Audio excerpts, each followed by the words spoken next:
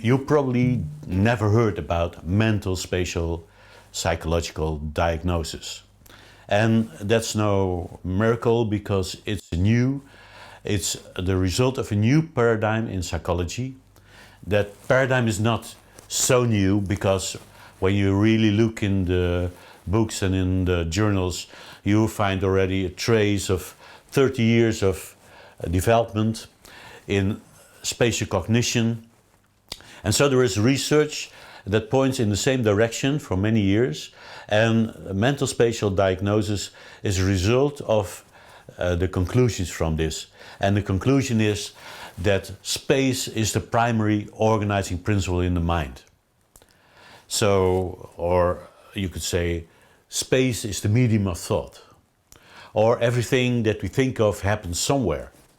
And that means that the space within my body and just around it is the place where I have my experience and where I create any type of cognition, visualizations, words that I say to myself, the feelings that I have. It all happens somewhere here. Now the thing is that this is an unconscious affair. It's happening on an unconscious level. Part of it, of course, is conscious because what we think sometimes, and quite often, of course, gets to our consciousness and we become aware of it. But most of the time we are not aware of how we think it and where we think it, but just what we think. And so when we respond to something, we respond on the basis of our spatial thinking, but then we respond on the meaning that this spatial thinking has to us. And so we don't respond to the shape and the process, but to what it means to us and what type of emotions it raises in us. And that is immediately what makes our responses. Now, this research came also to the conclusion that orientation, you could say navigation, navigation in the real world, every organism that moves around needs to be able to navigate the real world to get to food, safety, partners. So it's a necessary capability to navigate among the things around us in our environment. That the same processes that we use to navigate the real world are used to navigate our world of imagination, of our concepts, of our abstractions. And so all thought, all mental activity is based on what's going on partly in the basis of the brain, in the hippocampus and the limbic system, where there are specialized cells and areas that take care of us knowing where to go and where we are. So these are the play cells and the grid cells and maybe other cells that help us to orient in space. And these knowledge comes from a lot of experiments with rats stemming from the 70s. And the people who came to this conclusion also received the Nobel Prize for this. The basic idea that everything is just supported by organization of the mind that's basically aimed at finding a way that then on another level helps us to find a way in our concepts, in our memory. And when we create a model of our environment, when we create a map of the world, it's not much different from the maps that we create to find a way in the more abstract conceptual worlds that we spend a lot of our time in. Mental spatial diagnosis is the idea that when it's true, when it applies to everything in the mind, that space is the primary organizing principle, it also should apply to any type of mental issue.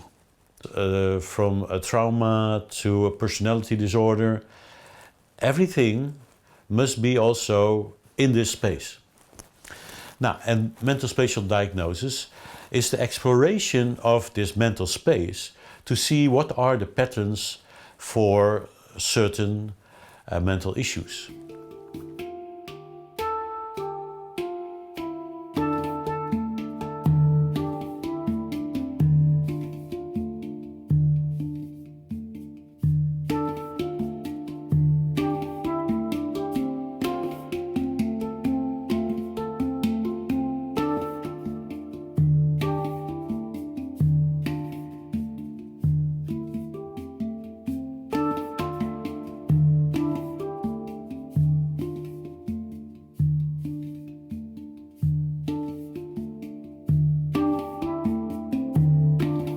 You could say that DSM-5 is based on the work of Kraepelin in the beginning, and then Spitzer.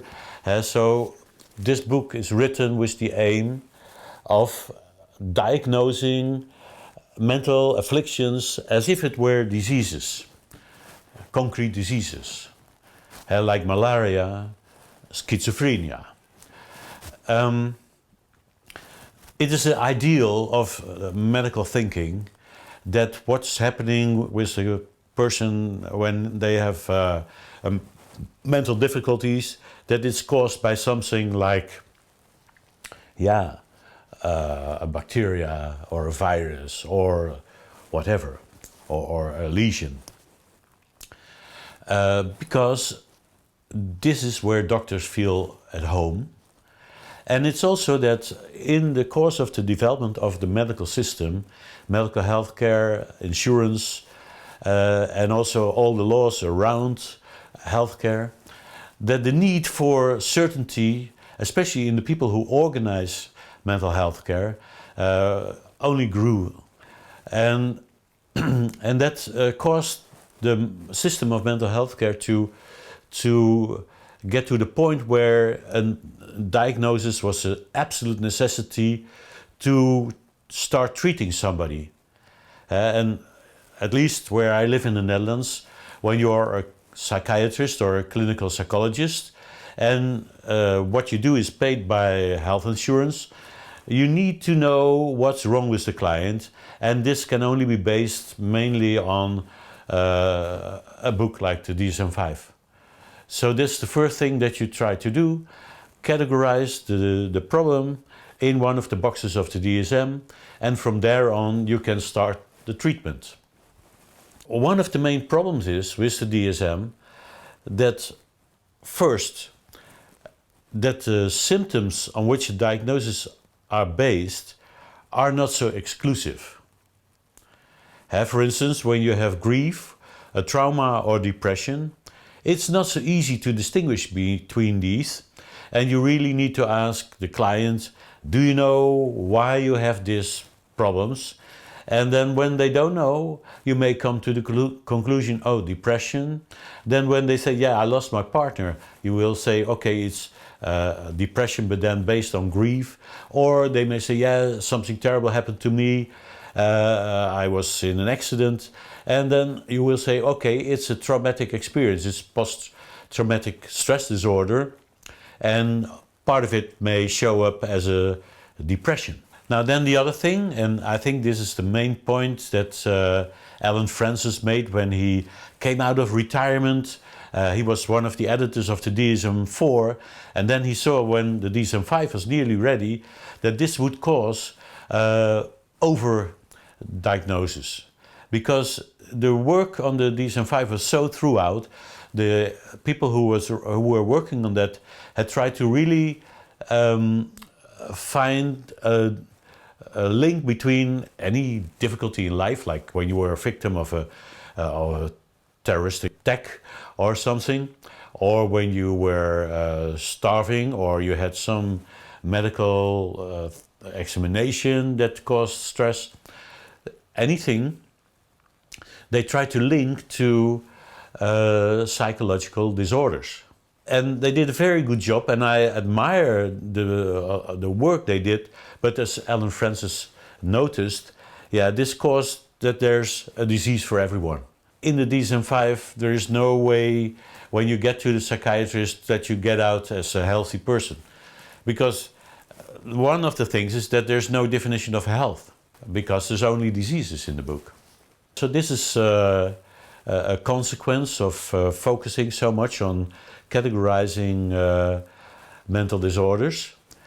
And then you have mental disorders and you have them categorized, but yeah, there's no way out of there. The only thing is that when you cannot diagnose a person for certain disorder symptoms, then you could say, okay, they are healthy now, so they have recovered. One of the problems that you have when you are diagnosed with a psychiatric disorder is that it doesn't work so well out in society. So the stigmatization is a problem.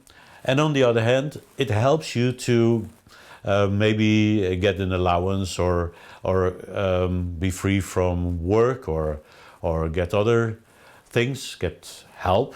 Now from there on, but not as a criticism on the DSM type of diagnosis, but just by looking and by working with clients, by looking at clients with certain issues, and by working with these clients from the perspective of mental space psychology, so from the perspective that everything that goes on in the mind is going on in mental space, working on this base showed certain patterns, and then slowly evolved the idea that these patterns could also be a kind of psychiatric diagnosis. Is it possible, that was the question, is it possible to organize these patterns in such a way that when you are a psychiatrist or a clinical psychologist or somebody who works with people that have mental problems, to use that to orient yourself, what's wrong with this person, and then from there on give us any handholds to what to do. And this led to this little book, Mental Spatial Diagnosis. And this book is meant very serious, but it holds images. So it's a book full of pictures, and we will look at some pictures later in this talk. But these pictures are necessary because they illustrate spatial configurations. It's extremely hard to describe a spatial configuration in language. So this is something that already came up in the 80s when some linguists found that experience is going on in 3 dimensions, but language is only 1 dimension. And so when you express your experience, you need to transcode 3 dimensions into 1 dimension. And when you do that, there's a lot of loss of certainty, of meaning. And that means that when you want to describe a spatial configuration in words, you get stuck. But when you use a 3-dimensional illustration, yeah.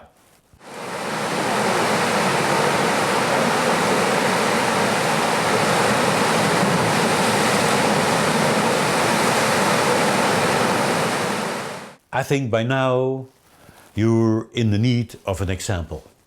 Now, when we do depression with the DSM-5, we listen to the client, of course, first. And in this interview we hear signs of no pleasure, they don't like anything, and they probably wake up with a bad mood in the morning. They don't sleep that well, they maybe lose weight or have difficulties in stopping certain habits like drinking or overeating. At least we hear some of these things, and that may give a clue, okay, maybe we have to do with a depression. Now, and then we can take the DSM and open it somewhere where it starts to talk about depression, and we may find maybe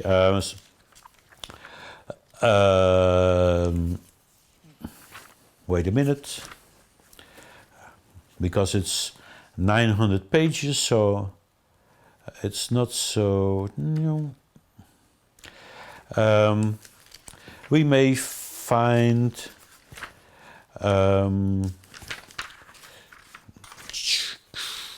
persistent depressive disorder or dysthymia. Now, we may check this with the client and we may come to the conclusion, yes, this is the box where I need to be with this client. So I can write it down and I have my diagnosis. From there on, what kind of treatment is logical? It could be that I'm more a cognitive psychotherapist, and so I look at depression more as an activity that the person does than as something the person has. But maybe I'm more a biological, medical psychiatrist, and then I learned that depression is a disbalance of hormones or neurotransmitters, and so I see it more as a condition that slowly enters the person's life, and then by treatment with rebalancing chemicals, so by giving certain drugs, by doing this, that we may get the person back in a normal state. When I do cognitive therapy, I may think, okay, this person is producing negative thoughts, they have beliefs, they have had experiences that they go over again and again, so they may have traumatic experiences that they relive, or they have seen things, there's an injustice maybe, or there's no perspective to them in their life, and they develop beliefs and they repeat that over and over again. And by doing that, so by this activity, they create depression in their life. Now, I think these are the most common viewpoints on that, and there's a huge distinction between the cognitive and the more medical approach. But of course, most people enter the office of their doctor first before they are sent to a therapist. And so the chance that the person ends up with antidepressant drugs is very high. And I read that 80% of the psychotropic drugs are prescribed by general practitioners and not by psychiatrists, and that's only 20%. And so the chance that a person get these pills is very high. Now, but when the doctor said, well, let's try some psychotherapy, then they may end up with a cognitive therapist, and this cognitive therapist in a way will try to, you could say, brainwash the client, and they may have all kinds of strategies and tactics to get them to more positive points of view, and to maybe to change also their life, their habits, to make them do sports, do activity, go out, do things that cause you to become more amused, so pleasurous things, or start to apply for a job or go out to date or whatever. And that may also change the mood of the client. And both methods do have their successes. So it's always very difficult to compare these things because you cannot treat the same patient twice. So you need to do it with control groups. Now, of course, there's a lot of studies that compare therapies, and in the biases that appear there, we must conclude, well, both methods may help. Some clients benefit from drugs, others benefit from cognitive therapy.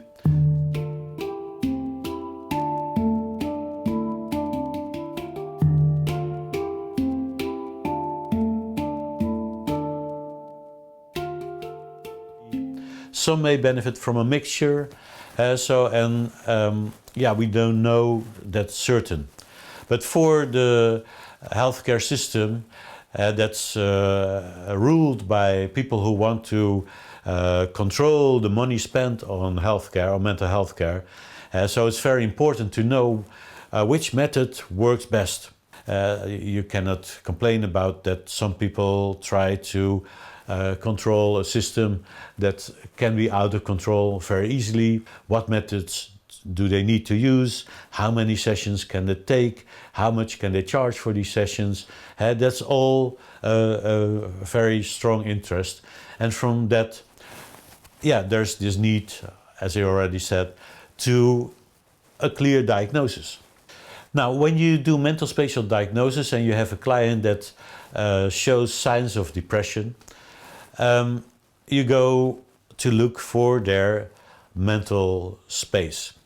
And one of the things that we discovered by exploring mental space is that there are things in mental space, intrusions, that block the experience of the client. And these intrusions are things that you can say that are in locations in mental space where they shouldn't be. Now, why is that? This starts with the idea that a normal, you could say healthy, undisturbed mental space tends to be organized in the following manner. It's that the present, the here and now, is sensed in where the person is located, so close to the body or into the body. And then from there on, there's projections into the future, where the client needs to use their imagination to think of what's going to happen in the future, holidays, their birthday next year, their future of going to their retirement and maybe to their death. And the further away in the future, the further away these projections, these imaginations are placed in this space. Now, and then there's also the past, and for the past holds the same rule, although the process of coming to creating the images of the past is different, because that's happening mainly from that you are within a situation in the present, and then you get to the next situation and you need, where you are, you need to let that go. And so that moves in many people out of their back. And so there's then a sort of conveyor belt type of experience where the past grows at your back, and the further away, yeah, that's further away in the past.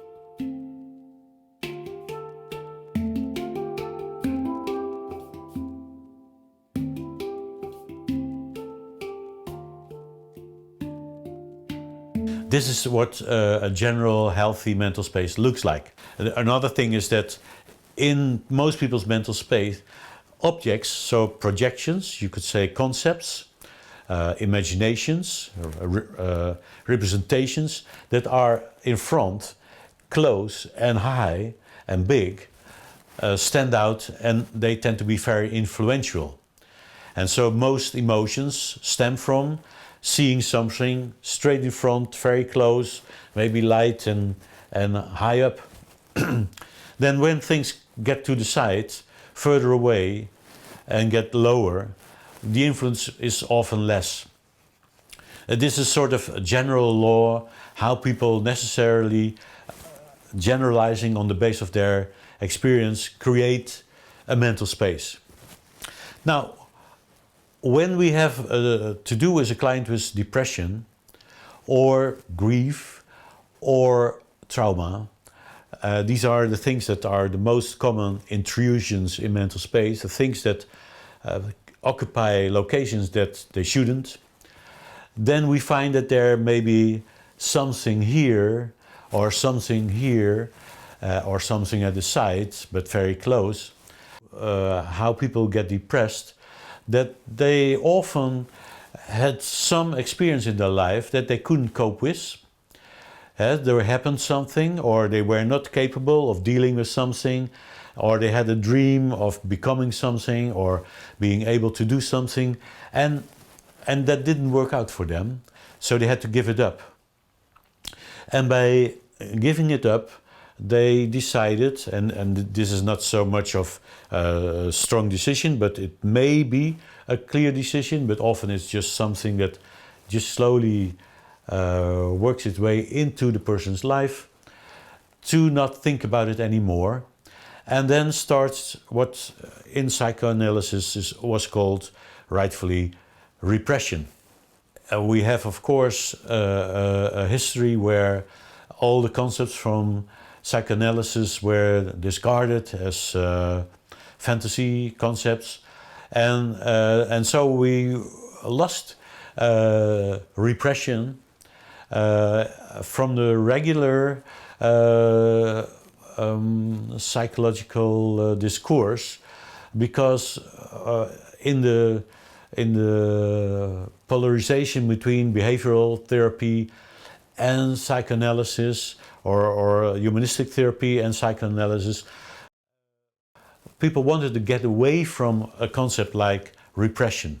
How hard they tried, they couldn't get away from this concrete phenomena. So it's proven many times, and since Jerome Singer in the 90s start to look at it again from a experimental psychological perspective, you could say it's fully proven that something like repression exists. And what you can find in people with depression, that they may have intrusions in their mental space like black clouds, and they don't know what causes that, but it's there, and it blocks their free view on what's behind there. So you could say it's a sort of filter over their perception. Now you perceive me on your screen. This is on the foreground of your awareness. But what you think to that, so maybe you have some conclusions or some values about what I do. These are decisive for your behavior. So for instance, when you continue to look and to listen to me, so that has to do with things that are going on in the background, and you could say that is decisive for what you do. And this is what we have in the wake state. So when you sleep, things change, so you perceive nothing out there, you're fully occupied with what's going on inside you, and that's your dreams. When you are awake and you have an intrusion in your mental space, so there's a cloud, then what you're looking at is filtered through this cloud, but this cloud is unconscious, but this cloud is more decisive for your state than what you see.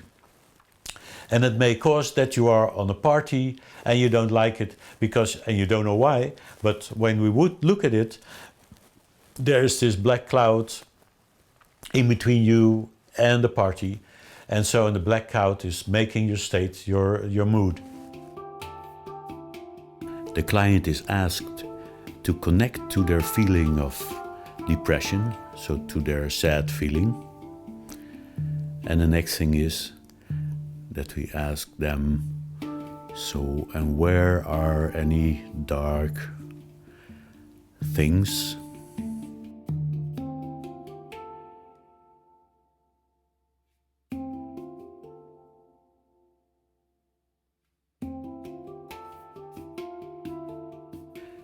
And then we explore the exact location.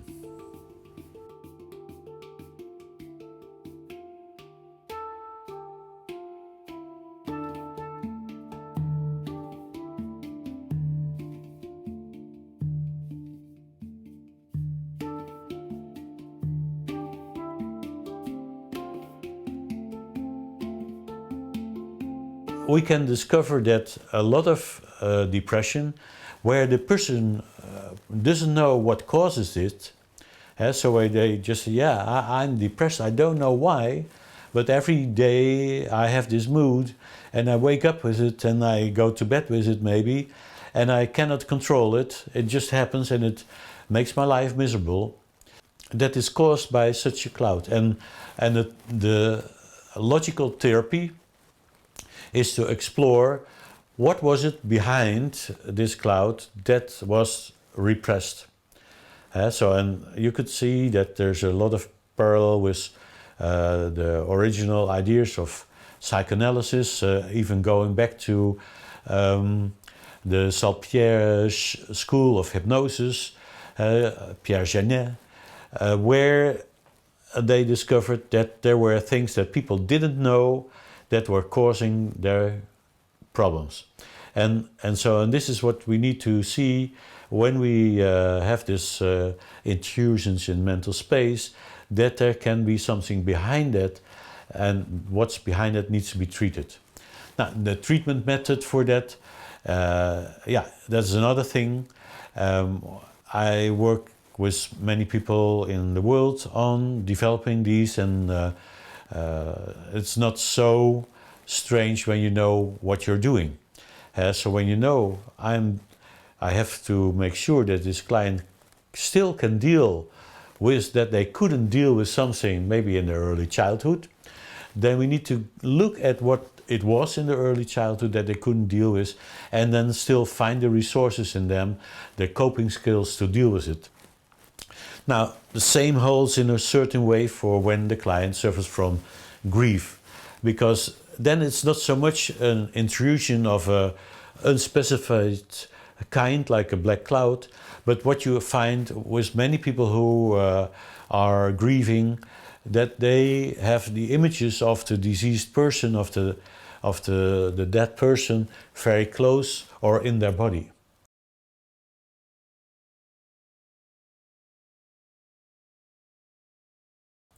Very close to them or in their body. And they may not notice that. So they may not be aware so much of that they have this situation.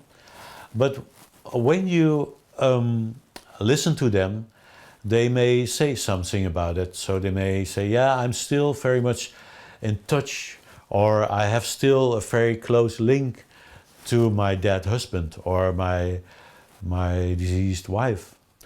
So, and when this comes with negative emotions, so when they start to cry, when they say something like this, yeah, then you know, okay, this is grief caused by having the representation of the dead person still in a very close location.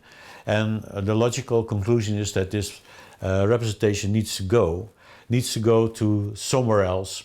And when you look at spiritual traditions and religious procedures for dealing with death, you find that, in fact, there's always something that what you need to do with the spirit of the dead. And the spirit of the dead need to go to heaven or to some sacred place, or need to be buried somewhere, but they shouldn't be close to you. And in many shamanistic traditions, there's a great clarity about this fact, that issues is grief, and also with possession, when you are possessed by the spirits of the dead, that this is something that has to do with keeping the spirits close. And what you need to do is keeping them at a further distance and bringing them to the place, their final destination, you could say.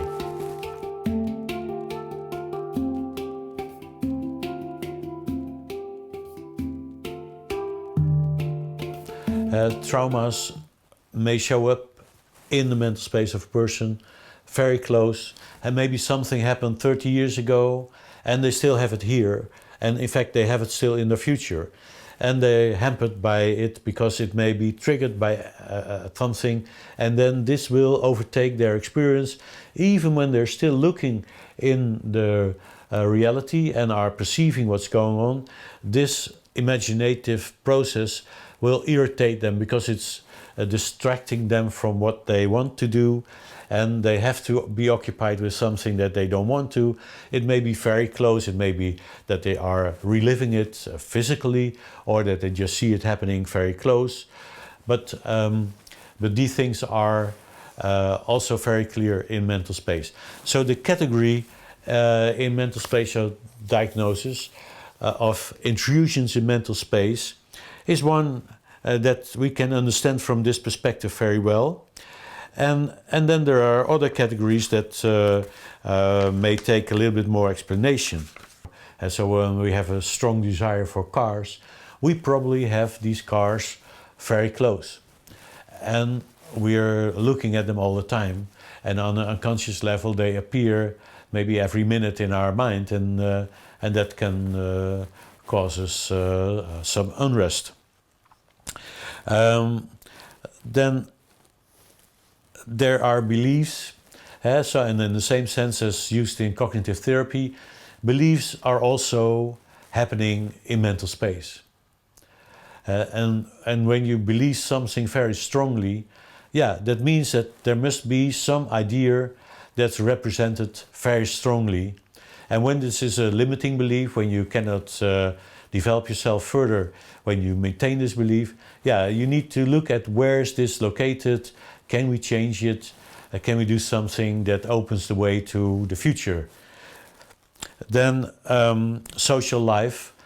A lot of experience over the last 25 years is gathered with a model called the social panorama model.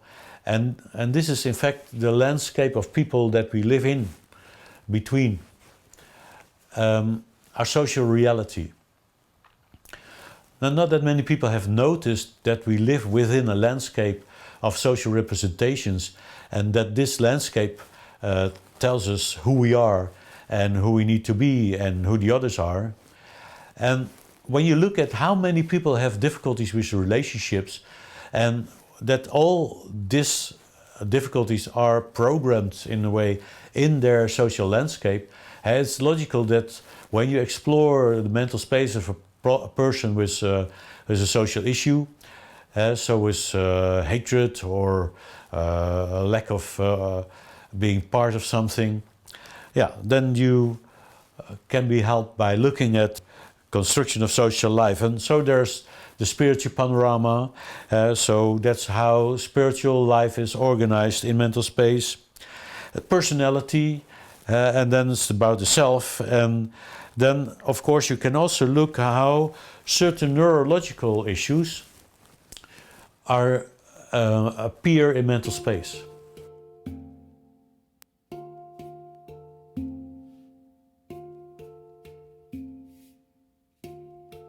The mental spatial way of diagnosing was not a response, a critical response to the DSM-5.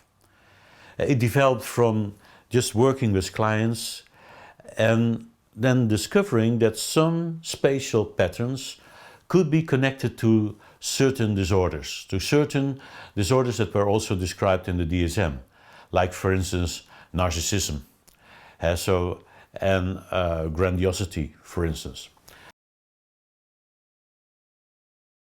Now, these discoveries slowly led to a list, and the first list that was coming into being dealt with the self. It resulted from the discovery that the self was created, the experience of the self was made by the person by having feelings connected to images. Associated, you could say, that were conditioned to context, which means that the person enters a certain context that's familiar. In this context, they have already been somebody, someone. Automatically, the feeling and the images that belong to being that certain person are triggered, and the person just automatically becomes the person that fits into this context. When you work on the base of this, you can find the spatial structure for issues that have something to do with the self. And it can be, in a broad sense, losing yourself, having a lack of self-confidence, feeling not worthy, lack of lack of positive self-perception. This list, that was also called self-diagnosis, became the prototype for mental spatial diagnosis. And we will go through a few examples, and it starts with, what is a normal self? Now, of course, to some people this is a very strange question, but when you have the ability to check the spatial situation of a lot of people, so how do their selves appear in space, then you can come to the conclusion that when there is a feeling that's inside the body, the feeling of self, that's connected through imaginary, mental, you could say cognitive link to an image, the self-image. And when these things are in a certain relationship spatial to each other, so where you could say that when the self-image is in between 50 centimeters and 2 meters away from the feeling of self, and when the self-image is about 100% real size, standing straight in front of the person, looking towards them, then there's no issue with the self. You could say this is the standard reference configuration for self-confidence. So normally this doesn't show up in your office, and you need situations like trainings where you can check maybe a group of 30 people, then check out how is your self experience in the current situation. So you're sitting here in this group, now consider who am I here, where's your feeling of self, for instance here, then how is that connected to your self-image, and then you hear that from 30 people, and then there are some people that may be shy in the situation and their self-image may be further away and smaller. Then there are people that may have their feeling of self somewhere outside of the body, and they need to often overcompensate for not being so much in their own position, so they may do something, have critical questions or so. Then there are people who have self-doubt, and they may have double self-images or double feelings of self. And the things you find out while just exploring that with the group as an example for how the whole system of the self in space functions. We are going to experiment with some experiences of yours. And it takes something to make it interesting. And that would be a situation that you have some, let's say, difficulty with maintaining your self-confidence with other people. So that would be ideal. Do you have something like that? Yeah, sure. Yep. Yeah.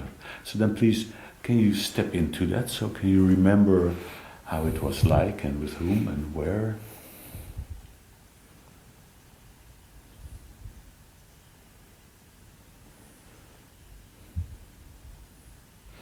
Yeah, got it. Yeah, you feel it. And so, and when you feel a little bit the lack of self-confidence, you're doing finest. Mm-hmm. and so, and then when you are arrived, can you ask yourself, who am I here in this context? And you don't need to answer it, but just pose this question. And then point out where you feel your feeling of self. Here. It's over here. Okay. Now, sense it very well, so that you have a clear idea. And then imagine that there's a line from there going forwards.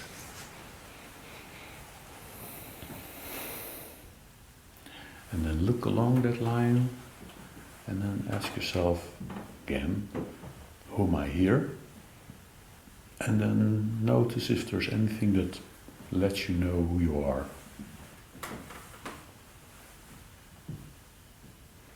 And it does. Mm-hmm.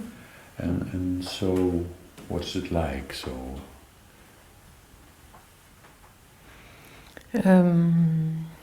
It's a little bit easier. It's less stressful to put yourself a bit further away from yourself. So but where do you see or notice it? So is it over there? Yeah, approximately 5 meters from here. 5 meters away? Yeah, okay. 5 meters away. And what's the size compared to your own size? I would say 80% of my actual size. So, and is it looking, in what direction is it looking? So is it... Basically see myself, but looking back at yourself? Myself, yeah. Oh, okay, good. Now we are going to experiment with this. So what I'd like you to do is to put it further away, make it, let's say, 30 meters away, and then also shrink it until it's about 30 centimeters. Mm-hmm. What does that do to you? It's definitely less intimidating. It's almost like I'm vanished. It's very small, very insignificant. Mm-hmm. It feels like myself doesn't matter very much at this moment. It's almost gone, so far away. Okay. Mm-hmm.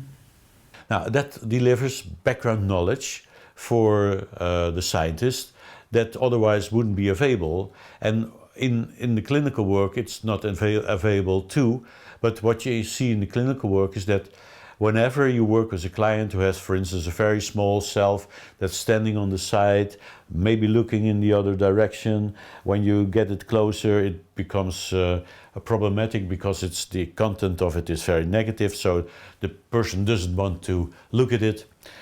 An example like this, when we do the right clinical moves, which are described in the book The Social Panoramas, that I wrote in the 90s and what was published in the beginning of the year 2000. These methods of dealing with the issues of the self, the spatial issues of the self, when you apply these, then the end will be a self that looks in between 50 centimeters straight in front, maybe a little bit further away, between 50 centimeters and 2 meters, looking at me. And that shows that there's a system that is reliable enough to use to diagnose. For instance, what you find when people have typical narcissistic complaints, it's not the type of client that shows up very frequently in your practice, because typically for people with a narcissistic personality is that they haven't any problems. So the others do have problems, they don't have problems. But once in a while you have the chance to meet a person that has some narcissistic issues and opens the possibility to work on that. And then you find a small and a big self-image, and sometimes also a small and a big feeling of self. So this we call a bilocation in the self, where the small image is often interrupted development.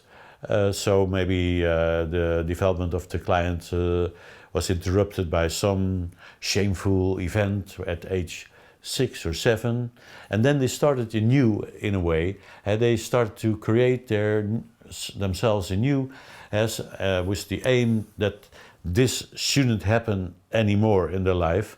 And then they build the much stronger side of themselves that's protecting the small side, and that's the problem side, because when you criticize them you are confronted by this bigger side.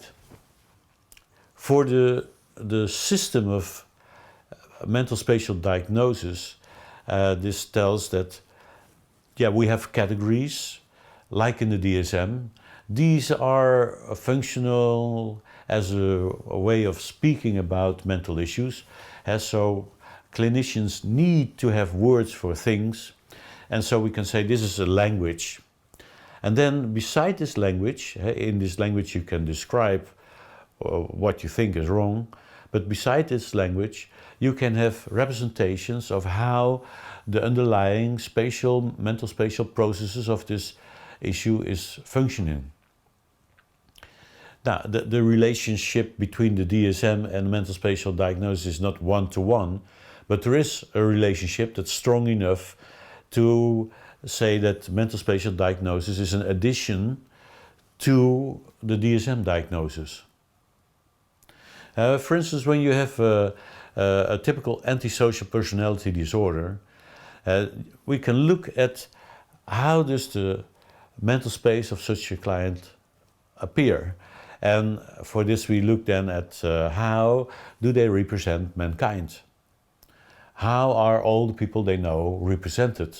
How far away? What's their size? Are they only at the front or only at the back, or are they all around? This spatial configuration tells a lot, because what you can find with some types of persons with grandiosity, so you could say some types of psychopaths, they may see all the other people as very unimportant, small, and have a great image of themselves. And sometimes they have also this idea that they are of a different species. So they're not connected, they're not having their feeling of self within mankind, but they're standing outside of that. When you work with a client like that, you know that the treatment needs to involve integrating their feeling of self in the representation of mankind. They need to become a member of mankind and not an outsider of mankind. And they need to see that the others are of a similar weight, similar value as themselves. I don't say that this is an easy thing to do, but probably you can find a history of development in which they created this constellation, this configuration, and then there were beliefs that developed during these stages, and so we can go for these beliefs, and these beliefs are probably the key to change the whole imagery.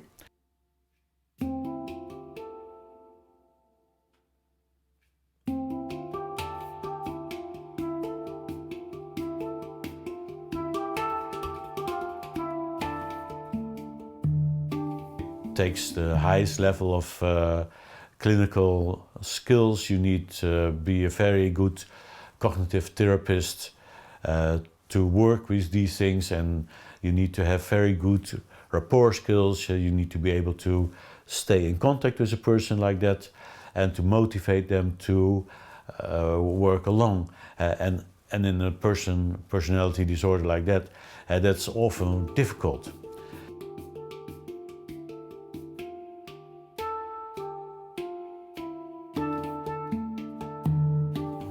So what can be the conclusion of this video? Now, it shows that we have a system of diagnosis that's operating for many years, the DSM, and that it has several problems. It has also some advantages. It offers a very detailed language to describe mental issues. But on the other hand, it doesn't tell much about what's healthy, and it doesn't tell much about how to treat a certain issue. So it's only a description of, on the basis of symptoms, what could the disease be that's causing this. Of course, this is based on medical thinking, that goes back to the Greeks, and that doesn't apply so well to psychological issues. It applies to it for a certain extent. Mental spatial diagnosis is a new development, and it will take a revolution to get it implemented because it's so different that I think it takes a lot of training. It takes people who are really interested and see the value of it. And the value would be that you have a system to monitor in a spatial manner how a certain type of problem is operating. So you have an idea of the psychological processes on a certain level of abstraction that cause the issue. And then by the same medium, in the same system, you can see what needs to happen, because mental spatial diagnosis has also includes reference configurations, a situation that we can know as when you have your mental space organized like this, you have no problem. So that you could say that's a reference for a healthy situation. So that means that with the help of mental spatial diagnosis, you can work towards psychological health. To me, the conclusion from this video could be that diagnosing mental issues with the DSM-5 is not the only way. I think the DSM-5 offers a language in which clinical psychologists and psychiatrists can communicate, a language that we can use in official documents, etc. But it's not helpful to understand the processes involved, only slightly. And mental spatial diagnosis will help us to have a clearer view on how people construct, how people have created their mental disorder, and also show logically how that should change in mental space. Now, this is only valuable when you can believe that space is the primary organizing principle in the mind. So only on the base of this paradigm it makes sense.